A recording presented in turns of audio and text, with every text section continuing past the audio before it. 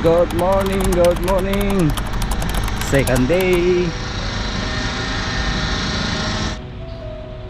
May mga araw na gigising ka na parang gusto mo nang sumuko. Hindi dahil tamad ka, hindi dahil ayaw mo nang magtrabaho, kundi dahil pagod na ang isip at puso mo.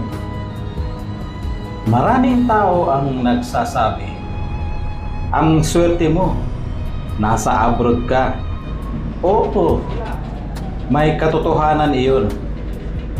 Pero ang hindi nila nakikita, ang kapalit ng bawat perang ipinapadala, ang mga araw na malayo ka sa pamilya, ang mga okasyong hindi mo daluhan, ang mga yakap na hindi mo naibigay, at ang mga luha na ikaw lang ang nakakaalam. Mahigit 16 taon na akong OFW. Sa tagal ng panahon, marami na ring nagbago. Tumanda ang mga magulang, lumaki ang mga pamangkin at mga kaibigan. May mga pamangkin na hindi ko na halos nakitang lumaki, habang ako ganito pa rin. Gigising ng maaga, magtatrabaho, uuwi, matutulog, paulit-ulit lang. Minsan naiisip ko, hanggang kailan kaya? Hanggang kailan ko kakayanin ang ganitong buhay? Pero sa tuwing naiisip kong sumuko, naaalala ko kung bakit ako nagsimula. Hindi lang para sa sarili ko, kundi para sa pamilya, para sa kinabukasan. Parang balang araw, hindi na kailangang mangibang bansa ng mga susunod na henerasyon sa amin. Hindi biro ang maging OFW. Kahit may sakit ka, kailangan mong pumasok. Kahit malungkot ka, kailangan mong lumiti. Kahit gusto mong umuwi, kailangan mong magtiis. Dahil may mga taong umaasa sa iyo. May mga bayarin. May mga pangarap. May mga responsibilidad. Alam mo ba ang pinakamahirap? Hindi ang trabaho, kundi ang pangungulila. Yung makita mong may birthday ang pamilya mo at video call lang ang kaya mong ibigay. Yung may handaan, pero ang pagkain mo ay mag-isa lang sa kwarto. Yung may problema sa bahay, pero wala kang magawa dahil napakalayo mo. Maraming gabing tahimik lang, nakatingin sa kisame. Iniisip ang Pilipinas, iniisip ang bahay, iniisip kung kailan kaya uli makakauwi. Pero kahit ganon, lumalaban pa rin. Hindi dahil madali, kundi dahil kailangan. Sa bawat overtime, sa bawat pawis, sa bawat pagod, may pangarap na binubuo. Hindi man agad makita ang resulta, unti-unti itong nabubuo. Kaya sa lahat ng kapwa ko OFW, saludo ako sa inyo. Hindi kayo mahina, hindi kayo reklamador. Tao lang din kayo napapagod, nalulungkot, namimiss ang pamilya, at minsan gusto na ring umuwi. Kung may isang bagay akong natutunan sa pagiging OFW, ito ay ang halaga ng oras. Dati iniisip ko, marami pa akong panahon. Pero habang tumatagal, napapansin kong mabilis palang lumipas ang mga taon. Sa isang iglap, marami ka nang hindi naabutan. Kaya ngayon, mas pinahalagahan ko ang bawat pagkakataon makausap ang pamilya. Ang bawat video call, ang bawat mensahe, ang bawat kamusta, dahil iyon ang nagbibigay ng lakas. Marami ang nagtatanong, bakit hindi ka na lang umuwi? Madaling sabihin, pero mahirap gawin. Hindi sapat ang gusto lang. Kailangan din ng handa. Kailangan may ipon, may plano, may negosyo, may pagkakakitaan. Ayokong umuwi ng walang direksyon. Pangarap kong umuwi, hindi para muling umalis, kundi para tuluyan ng manatili sa Pilipinas. Yun ang pangarap ko.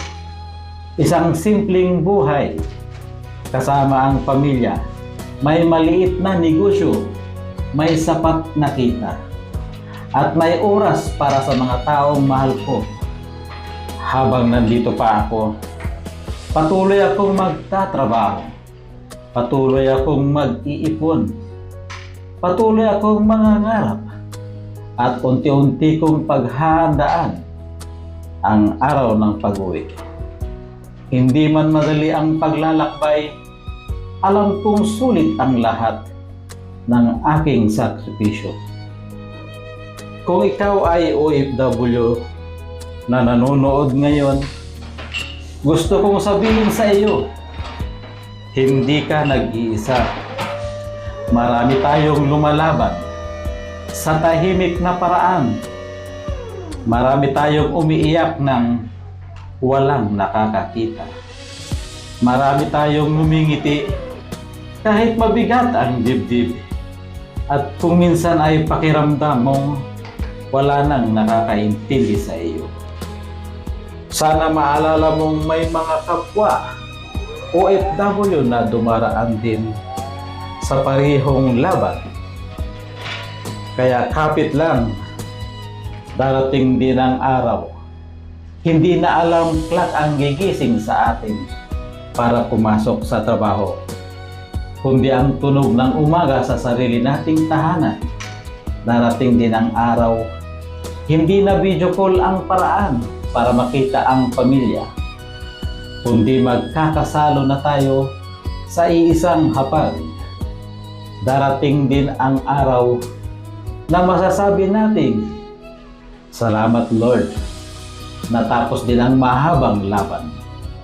At kapag dumating na ang araw na iyon, lahat ng pagod, lahat ng luha, lahat ng sakripisyo, magiging magandang alaala na lang. Hanggang sa araw na iyon, patuloy lang tayong lalaban. Hindi dahil gusto natin maging malayo, kundi dahil may mga taong mahal tayong ipinaglalaban. At sa lahat ng kapwa OFW, maraming salamat. Salamat sa inyong sakripisyo.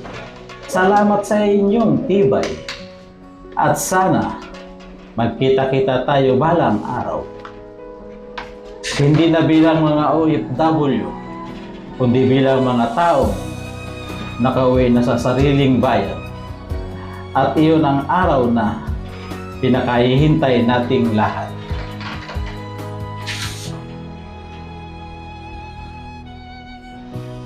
May mga pagkakataon din na tinatanong ko ang sarili ko.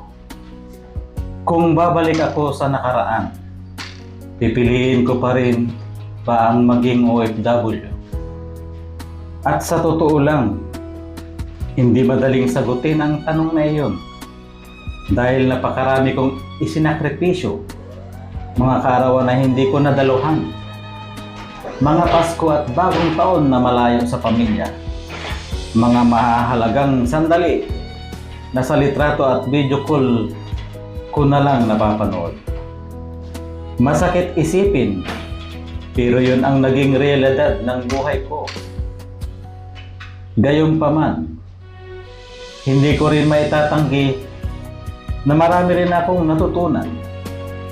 Natutunan kong maging matatag. Natutunan kong magtiis.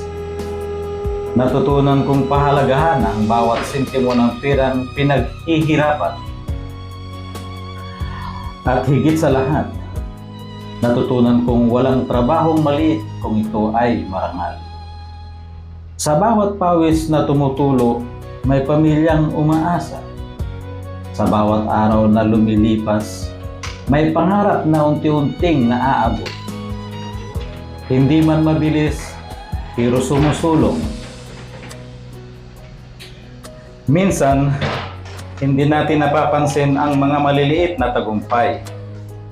Kapag nakapagpadala tayo ng pang-tuition, kapag nakatulong tayo sa pagpapagamot ng magulang, kapag nakapagpatayo tayo ng simpleng bahay, kapag nakapag-ipon tayo kahit kaunti, lahat ng iyon, tagumpay din. Hindi man ito napapalakpakan, hindi man ito napopost sa social media, pero alam natin sa sarili natin na may bunga ang bawat sakripisyo. Sa mga kabataan na nangangarap ding maging OFW, hindi ko sasabihin huwag niyong subukan. Pero gusto kong sabihin na pag-isipan niyo ng mabuti. Hindi lang mataas na sahod ang dapat tignan. Kailangan ding ihanda ang puso. Dahil ang tunay na kalaban dito ay hindi ang trabaho, kundi ang lungkot, ang pangungulila, at ang pakiramdam na malayo ka sa lahat ng mahal mo. Kaya habang nandito pa tayo, alagaan din natin ang ating sarili. Magpahinga kapag may pagkakataon. Tumawa kasama ang mga kaibigan. Tumawag sa pamilya. Magdasal. At huwag mahiyang sabihin sa Diyos ang lahat ng laman ng puso natin. Siya ang nakakaalam ng bawat pagod, ng bawat luha, ng bawat pangarap na tahimik lang nating dinadala. At naniniwala akong hindi niya tayo pababayaan ngayon. Habang ginagawa ko ang video na ito, hindi ko alam kung kailan mo ito mapapanood. Pero kung isa kang OFW, sana kahit papaano ay napangiti ka. Sana naramdaman mong may isa ang taong nakakaintindi sa pinagdadaanan mo. At kung hindi ka naman OFW, sana mas lalo mo pahalagahan ang mga mahal mo sa buhay na nasa ibang bansa. Hindi sila umalis dahil gusto nilang lumayo. Umalis sila dahil may pangarap silang gustong maabot. May pamilyang gustong mabigyan ng mas magandang buhay. At kung may OFW kang magulang, asawa, kapatid o kaibigan, subukan mong kumustahin sila paminsan-minsan. Hindi nila kailangan ng malaking regalo. Ang kailangan lang nila ay marinig ang salitang, "Kumusta ka? Mag-ingat ka palagi. Nagmamahal kami sa iyo." Napakalaking bagay na noon bago ko tapusin ang video na ito. Gusto kong magpasalamat sa Diyos na hanggang ngayon ay binibigyan pa rin tayo ng lakas para lumaban. Salamat sa pamilya na siyang inspirasyon ng bawat OFW. At salamat din sa iyong nanonood hanggang dulo. Kung pareho tayo ng pinagdaraanan, sana balang araw ay magkita-kita tayo sa Pilipinas. Hindi na nagmamadaling bumalik sa airport. Hindi na nagbibilang ng araw ng bakasyon, kundi tuluyan ng nakauwi. At kapag dumating ang araw na iyon, siguradong mapapangiti na lang tayo at masasabi natin sa sarili, kinaya rin pala natin. Maraming salamat sa pakikinig mula sa isang ordinaryong OFW na patuloy pa rin nangangarap at patuloy pa rin naniniwala na darating din ang araw na ang salitang pag-uwi na ako ay hindi na pansamantala, kundi habang buhay na. Kasama ka sa biyahe, tara na at sumama sa bawat lakbay, sa kalsada, sa bawat I just had to let you know you're